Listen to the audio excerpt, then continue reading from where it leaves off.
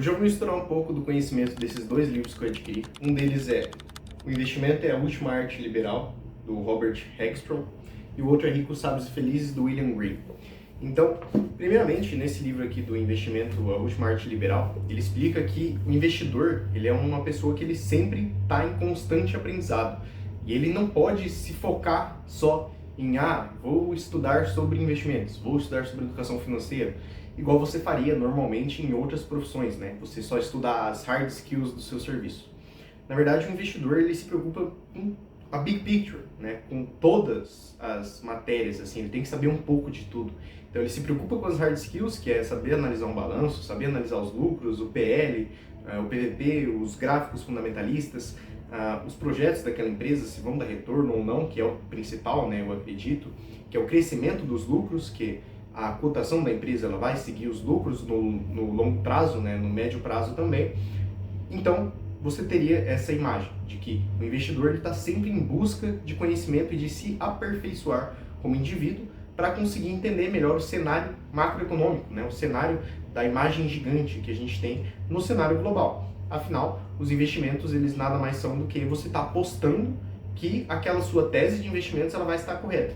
Só que para você apostar que aquela tese vai estar correta, você tem que também entender não apenas daquela commodity que você está investindo, ou daquela empresa que você está investindo, ou daquela moeda que você está investindo, mas também você tem que entender para onde está indo a narrativa global. Por quê? O dinheiro global, né, o dinheiro dos grandes empresários e dos grandes fundos de investimentos, eles importam muito mais, muitas vezes, do que se você está certo ou não. Porque, por exemplo, se você estava investindo em Argentina, acreditando que o Milei ia fazer um bom serviço lá na Argentina, apesar dele estar fazendo um ótimo serviço lá, diminuindo a inflação, aumentando o emprego, melhorando a economia, diminuindo o endividamento público na Argentina, depois daquela primeira grande alta que a gente teve do governo do Milei, das bolsas argentina, você teve, né, apesar de ter uma melhora da economia, você espera que a bolsa vá subir, mas não, porque a narrativa não estava a favor e poderia já estar caro a bolsa argentina.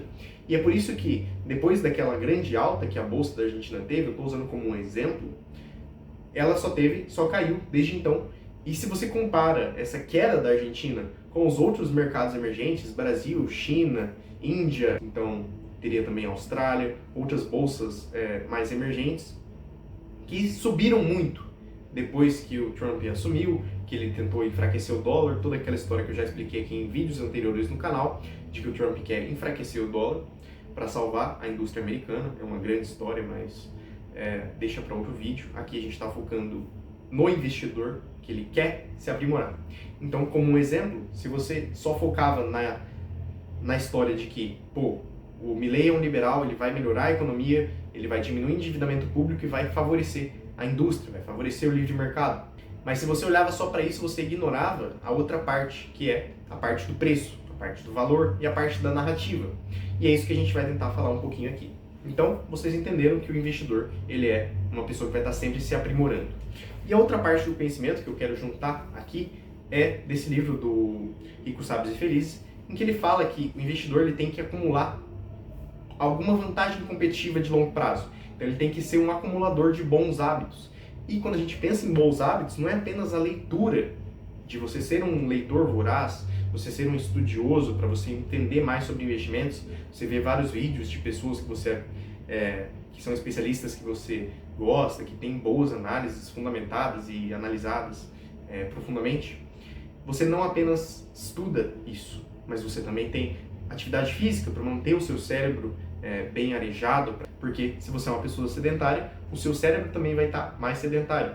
Você não vai estar com toda a disposição que você teria se você realizasse exercício frequentemente, se você tivesse uma boa dieta, se você respeitasse o seu ciclo circadiano, se você dormisse bem. Então, tem vários hábitos que você pode ir acumulando ao longo do tempo, e é isso que é o grande ponto aqui desse vídeo, vários hábitos que você pode ir acumulando para você ter uma grande vantagem competitiva no longo prazo.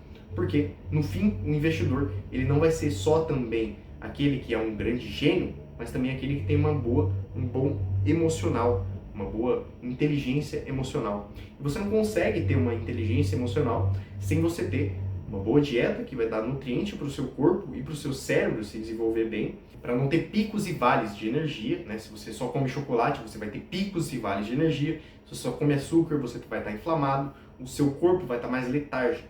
Então, se você tem uma boa dieta, você come boas proteínas, fibras, todas as vitaminas que o seu corpo precisa, boas gorduras de carne, de animais, de vegetais, você vai ter bons nutrientes para o seu corpo, seu cérebro vai estar saudável, né? E se você não respeita o seu sono, por outro lado, você pode estar dormindo 6 horas, 7 horas, mas um outro livro que eu recomendo muito a leitura para vocês, que é o Porquê Dormimos, em que ele mostra que apesar das pessoas que dormem 6 horas, 4 horas, 5 horas, acharem que estão ok, elas não estão tão bem quanto elas poderiam se elas dormissem 8 horas. E aí, para você dormir 8 horas, você tem que fazer toda a higiene do sono, respeitar o seu ciclo circadiano e ter um bom sono, né? Que é esse sono de 8 horas, que é um sono tranquilo, que você já vai diminuindo o ritmo conforme você vai finalizando o dia, você não toma café de noite, nem no fim da tarde. E se você acumula esses hábitos no longo prazo, você vai ter com certeza uma vantagem competitiva de longo prazo, que é exatamente isso que o William Green fala nesse livro,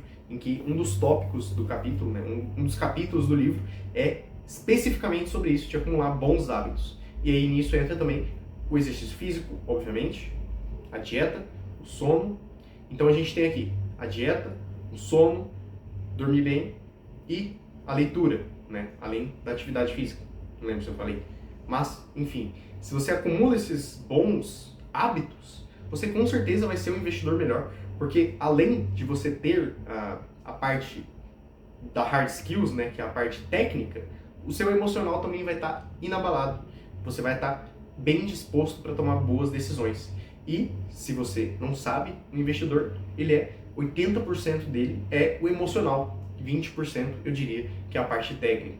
Ou seja, o difícil para o investidor é conseguir se ater ao longo prazo, se ater nas suas teses, saber quando ele está errado, né? Saber reconhecer quando ele errou numa tese e saber quando ele está acertando uma tese e segurar aquela tese para o longo prazo para colher os frutos. Então, esse é o raciocínio que eu deixo aqui para você ser um investidor que acumula bons hábitos, não só de ler sobre investimentos, mas também sobre soft skills. E isso não se limita à área do investidor. Se você é um médico, você teria muito mais resultado se você tivesse um desenvolvimento de soft skills.